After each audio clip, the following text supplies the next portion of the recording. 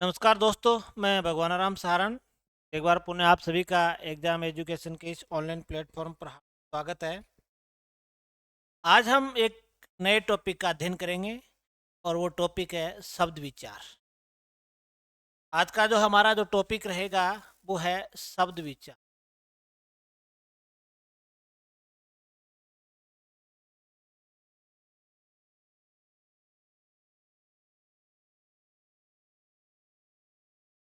शब्द विचार आज का टॉपिक है कि हमारी जो भाषा है हिंदी भाषा, उसमें कितने प्रकार के शब्द पाए जाते हैं। हिंदी भारत देश में बहुत सारे विदेशी जो ताकतें थी उनका अधिकार रहा है। अंग्रेज भी हमारे यहाँ पर रहे, उनकी जो बोली थी, उनकी जो भाषा थी, उनके शब्द भी हिंदी भाषा में है। फिर अंग्रेजों से पहले हमारे यहाँ पर अरब कंट्री के कुछ लोगों ने अधिकार किया था। मुगल काल था या डच लोग भी आए थे, तो उनकी भाषा के शब्द भारत में रह गए और उन शब्दों को हम हिंदी भाषा में भी प्रयुक्त करते हैं।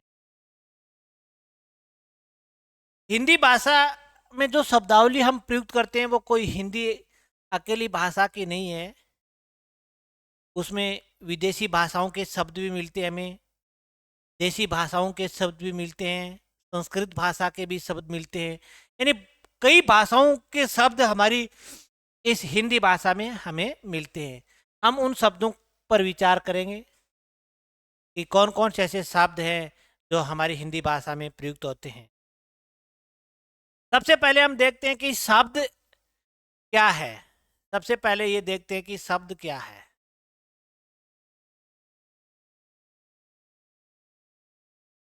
शब्द पर चर्चा करते हैं। इस शब्द को अलग अलग विद्वानों ने अपनी अपनी बुद्धि से परिभाषित किया है, क्योंकि परिभाषा विद्वानों की अपनी एक राय है जो अलग अलग हो सकती है, लेकिन उनका अर्थ एक ही है। एक विद्वान ने इस शब्द को परिभाषित किया है। एक सामान्य परिभाषा की अगर बात करें, हम सामान्य परिभाषा की अगर बात करें, एक विद्वान ने इस शब्द को परिभाषित किया है कि सार्थक ध्वनि समूह को शब्द कहते हैं।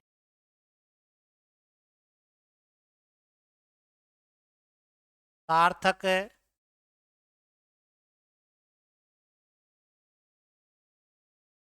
ध्वनि समूह को शब्द कहते हैं।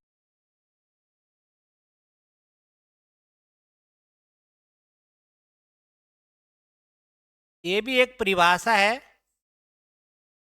किसी विद्वान ने कहा कि सार्थक ध्वनि समूह को क्या कहते हैं? शब्द कहते हैं। एक सामान्य परिभाषा है ये। सार्थक ध्वनि समूह को क्या कहते हैं? शब्द कहते हैं। इसके बाद अगर हम एक और परिभाषा देखना चाहें, व्याकरणिक परिभाषा, एक हम व्याकरणिक परिभाषा अगर देखना चाहें,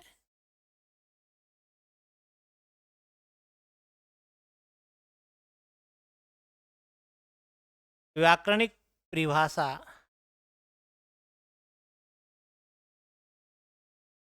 तो ये है, ऐसा स्वतंत्र ऐसा स्वतंत्र ध्वनि समूह है, ऐसा स्वतंत्र ध्वनि समूह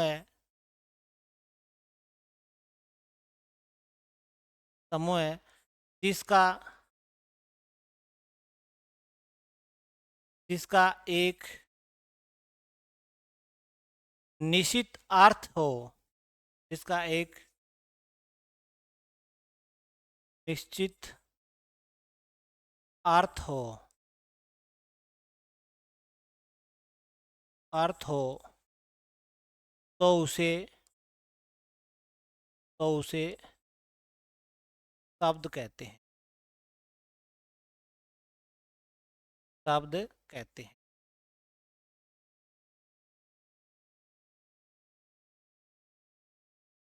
ये भी एक परिभाषा है।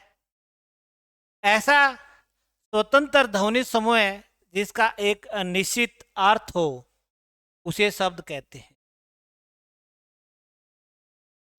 या हम कह सकते हैं कि सार्थक वर्णों के मेल को शब्द कहते हैं। एक सामान्य परिभाषा जो हम कक्षा 5 से पढ़ते आ रहे हैं, कक्षा 4 से एक सामान्य परिभाषा और भी हम देख सकते हैं जो कक्षा 4 से पढ़ते आ रहे हैं, वो ये है कि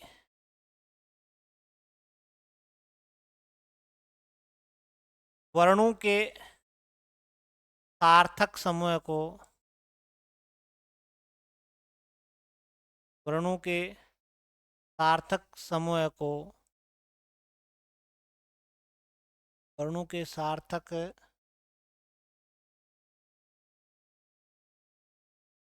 समूह को शब्द कहते हैं। ये भी एक परिभाषा है, वर्णों के सार्थक समूह को शब्द कहते हैं। पहली जो परिभाषा थी, सार्थक ध्वनि समूह को शब्द कहते हैं। एक दूसरी परिभाषा, ऐसा स्वतंत्र ध्वनि समूह है, ऐसा स्वतंत्र सार्थक ध्वनि समूह होना चाहिए। ऐसा स्वतंत्र सार्थक ध्वनि समूह जिसका एक निश्चित अर्थ हो तो उसे शब्द कहते हैं। और तीसरी परिभाषा हमने लिखी है कि वर्णों के सार्थक समूह को शब्द कहते हैं। जैसे एक वर्णों का समूह है, एग्जाम्पल के तौर पर हम देखते हैं, जैसे कै, ए, मैं, ए, ले, ए। ये एक सार्थक वर्णों का समूह है। अब सार्थक वर्णों के समूह को शब्द कहते हैं। अगर हम इनको जोड़ेंगे, कै, मैं, ले, तो शब्द क्या बन गया? कमल। शब्द क्या बन गया? कमल। तो सार्थक ध्वनि समूह को क्या कहते हैं? शब्द कहते हैं। ये शब्द है, इसका एक निश्चित अर्थ है। कमल का एक निश्चित अर्थ है। ये सार्थक शब्द है, क्योंकि हिंदी भाषा में निरर्थक कोई शब्द नहीं है। ये सार्थक शब्द है, इसका अपना एक निश्चित, एक अपना स्वतंत्र अर्थ है, इसको शब्द कहते हैं। तो वर्णों के सार्थक समूह को या सार्थक ध्वनियों के समूह को या ऐसा स्वतंत्र सार्थक ध्वनि समूह जिसका अपना एक निश्चित अर्थ हो, उसे शब्द कहते हैं। ये सारे के सारे शब्द हैं। जैसे हम कोई भी शब्द लिख सकते हैं, जैसे मान लेते हैं कि घर है, जैसे पुस्तक है, जैसे गांव है, जैसे शहर है, जैसे शेर है। ये सारे के सारे क्या है? शब्द है। इनका अपना एक निश्चित अर्थ है। ये सारे के सारे क्या है? शब्द है। इसके बाद अगर हम बात करें कि अलग अलग जब हम शब्दों को बोलते हैं तो वो शब्द हैं, पद किसे कहते हैं? एक ये भी हम देखना चाहेंगे कि पद क्या है।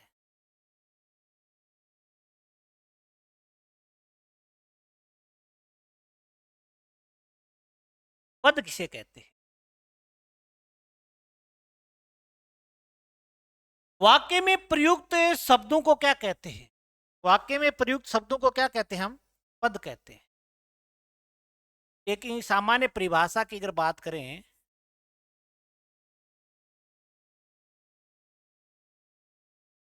सामान्य परिभाषा,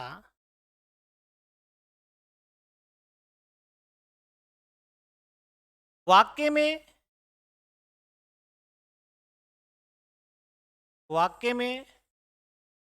प्रयुक्त वाक्य में प्रयुक्त शब्दों को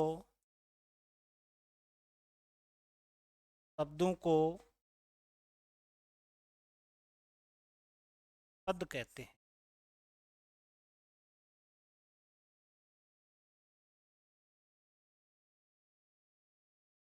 वाक्य में प्रयुक्त शब्दों को क्या कहते हैं? पद कहते हैं। ये एक सामान्य परिभाषा है। अगर हम एक व्याकरणिक परिभाषा देखना चाहें,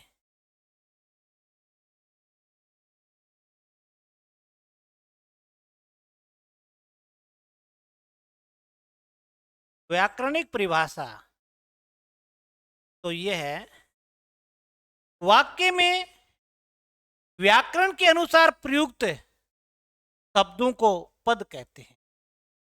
वाक्य में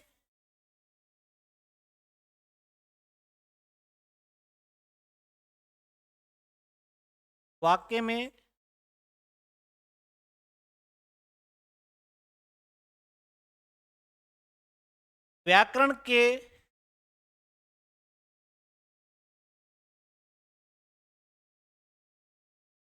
अनुसार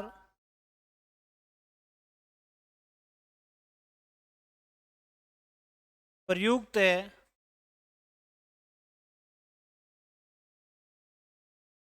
शब्दों को पद कहा जाता है।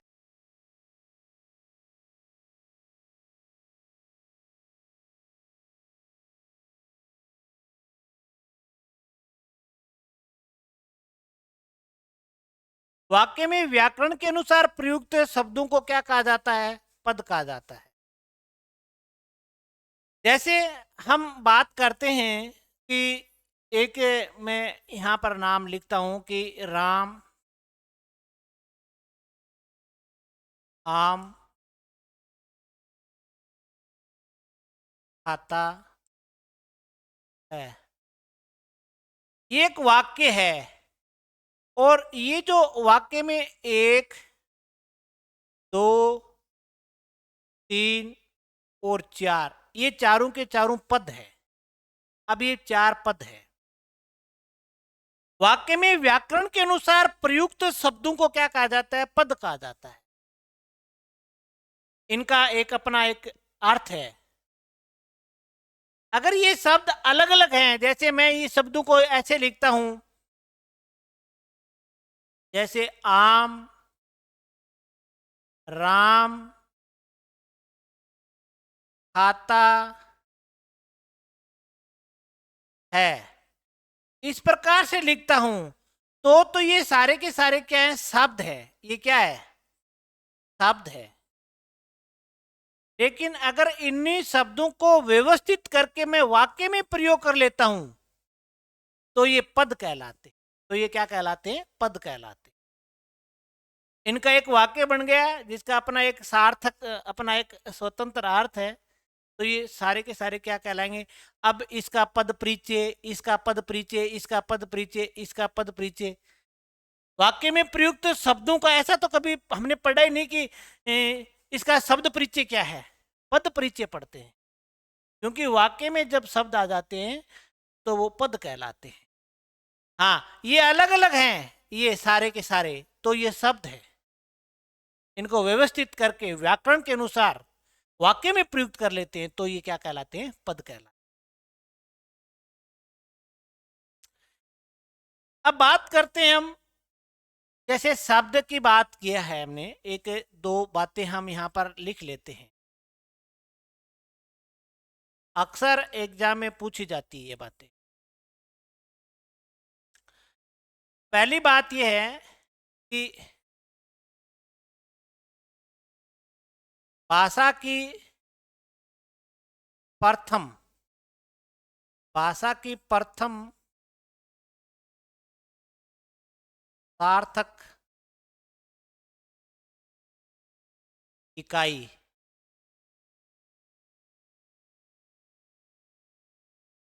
इकाई शब्द है। यानी भाषा की प्रथम सार्थक इकाई क्या है? शब्द है। भाषा की प्रथम सार्थक इकाई कौन है? शब्द है। एक बात ये कई बार एग्जाम में पूछा गया है। दूसरा, भाषा की भाषा की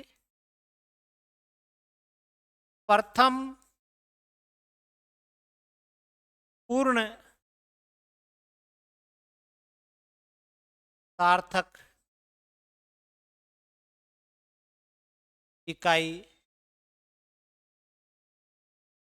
वाक्य है।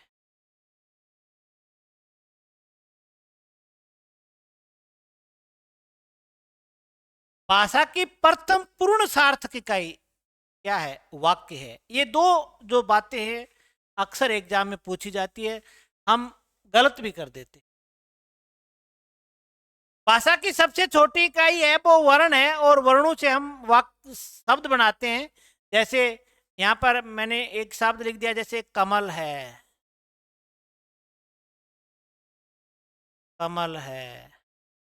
जैसे मैंने यहां पर शब्द लिख दिया, जैसे घर है। जैसे मैंने शब्द लिख दिया, जैसे रोटी है। मैंने यहाँ पर शब्द लिख दिया, जैसे मकान है। मैंने यहाँ पर शब्द लिख दिया, जैसे फल है। ये शब्द हैं और इनका अपना एक अर्थ है। ये भाषा की प्रथम सार्थक इकाई है जिसका अपना अर्थ है, अपना स्वतंत्र अर्थ है। और ये भाषा की प्रथम पूर्ण सार्थक इकाई है। जैसे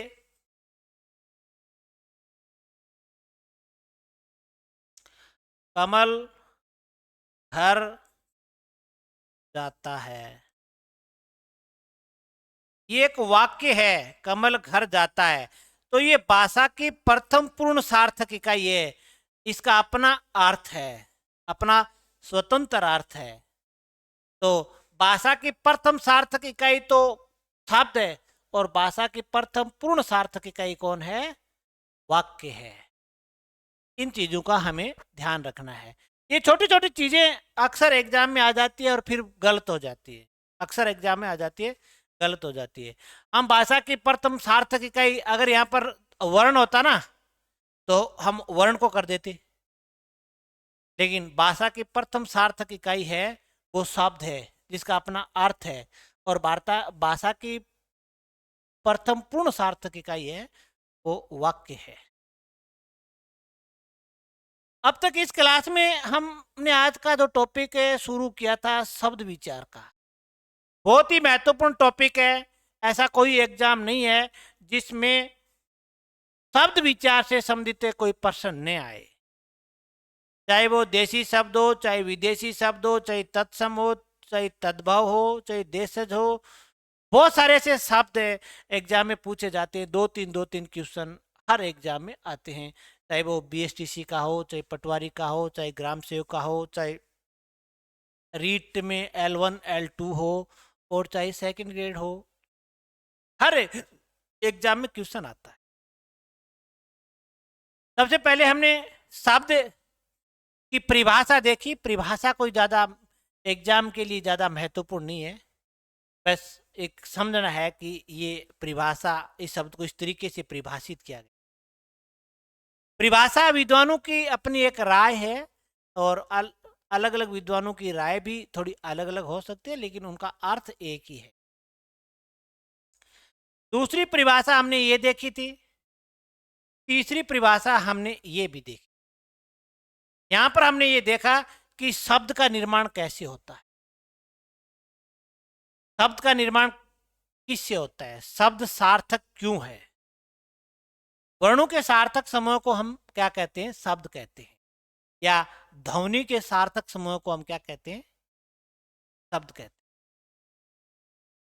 इसके बाद हमने पद, पद किसे कहते हैं? ये भी एक बहुत बढ़िया है कि वाक्य में प्रयुक्त शब्दों को क्या कहते हैं? पद कहते हैं।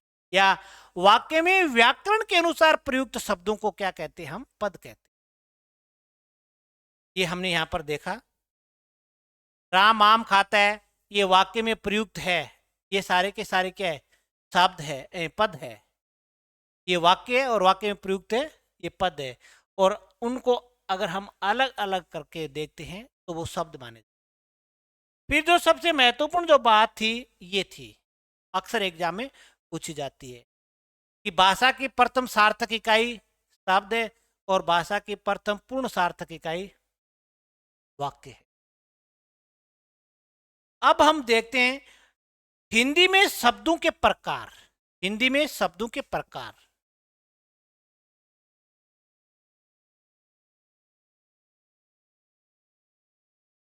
हिंदी में शब्दों के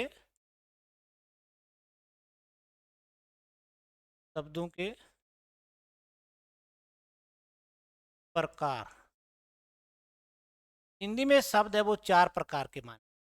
अलग अलग विद्वानों ने अलग अलग तरीके से प्रकार माने हैं, लेकिन जो सही है वो 4 माने गए हैं। 4 कौन कौन से हैं, इस पर भी हम चर्चा कर लेते हैं। ये शब्द 4 कौन कौन से हैं। हिंदी में 4 प्रकार के मुख्य तौर पर शब्द पाए जाते हैं। अब 4 कौन कौन से हैं वो हम देख लेते हैं।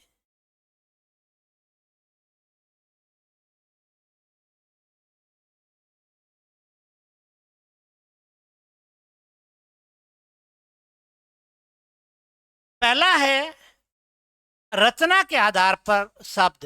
पहला कौन सा है? रचना के आधार पर शब्द। रचना के आधार पर शब्द। पहला कौन सा है? रचना के आधार पर। अब रचना के आधार पर शब्द कितने प्रकार के हैं वो एक अलग बात है। दूसरा जो प्रकार है वो है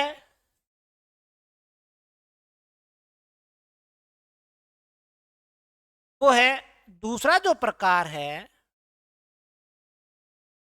वो है उत्पत्ति। उत्पत्ति या उद्गम या इतिहास या स्रोत के आधार पर शब्द।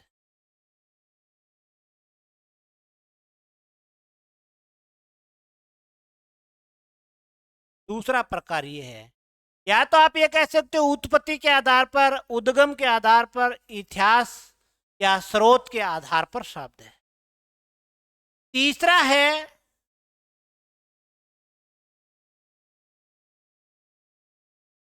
रूपांतरण के आधार पर,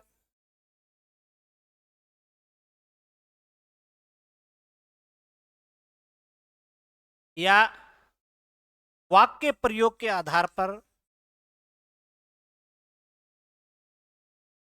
वाक्य प्रयोग या रूप परिवर्तन, रूप परिवर्तन के आधार पर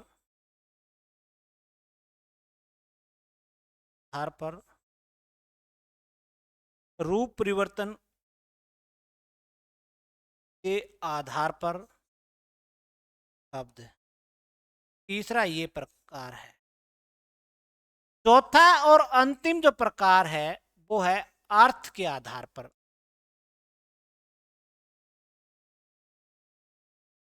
अर्थ के आधार पर शब्द। हिंदी भाषा में शब्द चार ही प्रकार के पाए जाते हैं। रचना के आधार पर शब्द है, उत्पत्ति, उद्गम, इतिहास, स्रोत के आधार पर है, रूपांतरण, वाक्य प्रयोग या रूप परिवर्तन के आधार पर शब्द है, और चौथा और अंतिम है अर्थ के आधार पर शब्द है। कुछ विद्वान अर्थ के आधार पर शब्दों का वर्गीकरण नहीं करते हैं। वो कहते हैं कि अर्थ के आधार पर शब्द नहीं होते हैं, लेकिन अधिकांश विद्वानों ने यह माना है कि अर्थ के आधार पर भी शब्द होते हैं। फिर अर्थ के आधार पर जो शब्दों का जो प्रकार आता है वो लोगों ने अलग अलग तरीके से परिभाषित किया है। अधिकांश जो विद्वान है उनका मानना है कि अर्थ के आधार पर शब्द है, उनके प्रकार है, और ये मान्य बात है। लेकिन फिर क्या है कि जो अर्थ के आधार पर शब्दों के जो प्रकार हैं उनमें विद्वानों की एक राय नहीं है। वहां पर थोड़ा कंफ्यूज होता है, वहां पर थोड़ा कंफ्यूज होगा, लेकिन आपको डरने की कोई आवश्यकता नहीं है। आपको सही जानकारी दी जाएगी कि अर्थ के आधार पर शब्द कितने प्रकार के हैं। एग्जाम में क्वेश्चन अगर आता है तो आपको उत्तर कैसे देना है ये बात आपको बताई जाएगी। कौन सा विद्वान है जो अर्थ के आधार पर शब्दों का जो विभाजन है उससे सहमत नहीं है, और उसके सहमत नहीं होने का कारण क्या है उस पर भी हम चर्चा करेंगे आगे जब हम अर्थ के आधार पर शब्दों को पढ़ेंगे। तो मुख्यतः हिंदी भाषा में शब्द चार प्रकार के आएंगे। अर्थ के आधार पर शब्द है, रचना के आधार पर शब्द है, उत्पत्ति उद्गम के आधार पर है, या रूपांतरण, वाक्य प्रयोग या रूप परिवर्तन के आधार पर शब्दावली या हिंदी में शब्द प्रयुक्त हों। ये चार प्रकार है। इसके बाद हम बात करें जो पहला जो प्रकार है रचना के आधार पर शब्द। पहला जो प्रकार हम पढ़ रहे हैं वो है रचना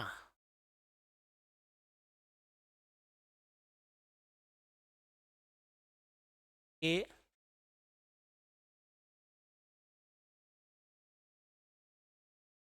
आधार पर शब्द। रचना के आधार पर कौन कौन से शब्द हैं, इस आधार पर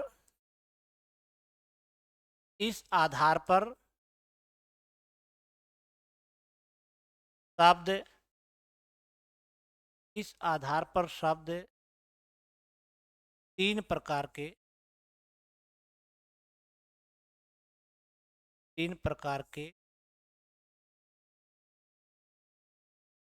माने जाते हैं।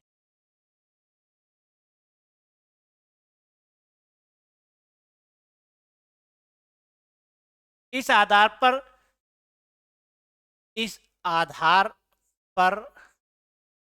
शब्द तीन प्रकार के माने जाते हैं।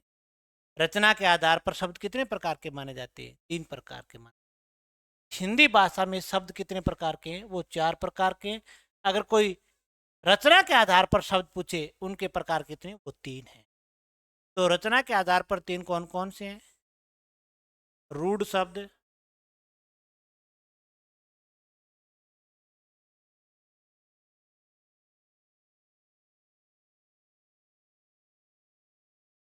यौगिक शब्द,